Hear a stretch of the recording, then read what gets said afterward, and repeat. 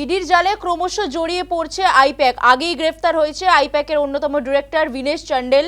এখনো পর্যন্ত খোঁজ মেলেনি প্রতীক জৈনের। ইডির তলব প্রতীকের স্ত্রী বারবি এবং ভাই পুলকিতকে। এবার ইডি স্ক্যানারে আরেক ডিরেক্টর ঋষিরাজ। ইতিমধ্যেই কর্মীদের 20 দিনের ছুটিতে পাঠিয়েছে সংস্থা। ভবিষ্যৎ নিয়ে দোলাচলে রয়েছেন কয়েকশো কর্মী। সেক্টর 5-এর অফিসে তালা বন্ধ।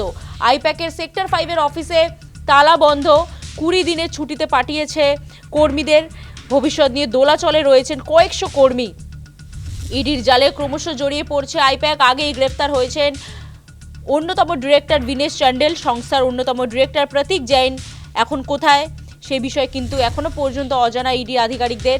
ইডি তলব করেছে ইতিমধ্যেই প্রতীক জৈনের স্ত্রী বারবি এবং ভাই পুলকিতকে। এবার ইডি স্ক্যানারে আরেক ডিরেক্টর ঋষিরাজ। প্রতিবেদন তুলে ধরেছেন আমাদের প্রতিনিধি স্বপ্না ঘোষ। ভোটের মুখে একের পর এক আইপ্যাক ডিরেক্টরদের তাদেরকে ডেকে পাঠাচ্ছে ইডি। আমরা জানি যে এর আগে প্রথম দিকেই কিন্তু দেখা গিয়েছে প্রতীক জৈন, তার বাড়িতে তল্লাশি যেমন চালানো হয়েছে এবং এই মুহূর্তে আমি আছি সেক্টর 5-এ যে আইপ্যাক অফিস রয়েছে সেই আইপ্যাকের অফিসের সামনে আমি আছি।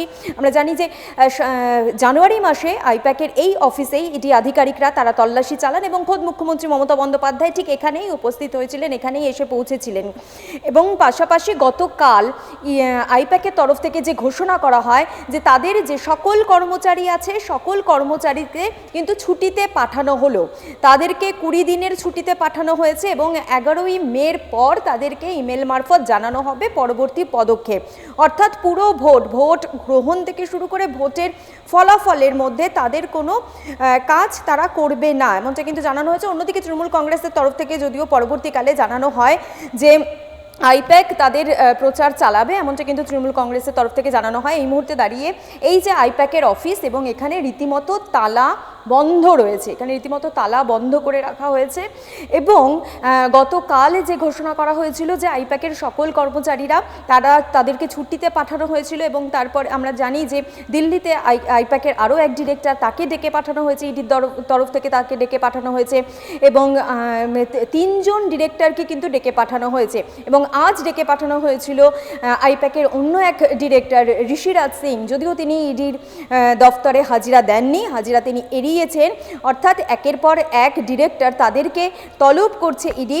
এবং এই আইপ্যাকের অফিসে এই মুহূর্তে রয়েছে, এখনও পর্যন্ত তালা বন্ধ রয়েছে আইপ্যাকের অফিসে। কর্মচারীদের ছুটিতে পাঠানো হয়েছে, 20 দিনের তাদেরকে বিরতি দেওয়া হয়েছে এবং 11ই মের পর তাদেরকে জানানো হবে, মেল মারফত তাদেরকে জানানো হবে যে পরবর্তী পদক্ষেপ কি হবে। এবং ততদিন পর্যন্ত এই 20 দিন পর্যন্ত আইপ্যাক কোনো রকম কাজ করবে না, আইপ্যাকের তরফ থেকে যেটা জানানো হয়েছিল।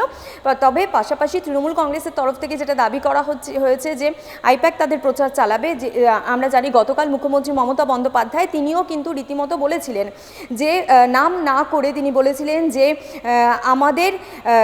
তিনি বলেছিলেন যে ওরা চাকরি নিচ্ছে, অর্থাৎ সংস্থার কর্মচারীদের চাকরি নিয়ে নিচ্ছে কেন্দ্র, কিন্তু আমরা তাদের চাকরি দেব। এমনটা গতকাল যেমন মুখ্যমন্ত্রী মমতা বন্দ্যোপাধ্যায় বলেছেন, আজও মুখ্যমন্ত্রী মমতা বন্দ্যোপাধ্যায় তিনি কিন্তু আজও নাম না করে তিনি বলছেন যে আমাদের তো একটা এজেন্সি কাজ করে, ওদের 1000 এজেন্সি কাজ করে, কিন্তু সেই এজেন্সিরও কাজে বাধা দিচ্ছে ইডি। এবং কেন্দ্রীয় সরকার ইডির তরফের হয়ে কাজ করছে, ইডি কেন্দ্রীয় সরকারের হয়ে কাজ করছে, এমনটাই কিন্তু মুখ্যমন্ত্রী মমতা বন্দ্যোপাধ্যায় তিনি বলেছেন।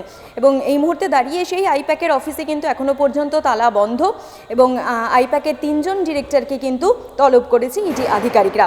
ক্যামেরায় প্রণবের সঙ্গে স্বপ্না, নিউজ টাইম, কলকাতা। আর গতকালই মুখ্যমন্ত্রী মমতা বন্দ্যোপাধ্যায় ঠিক কী অভিযোগ করেছিলেন শোনাবো। রোজ রেডের নামে ইলেকশনের সময় প্রচার করতে আটকাচ্ছ আমাদের লোকেদের।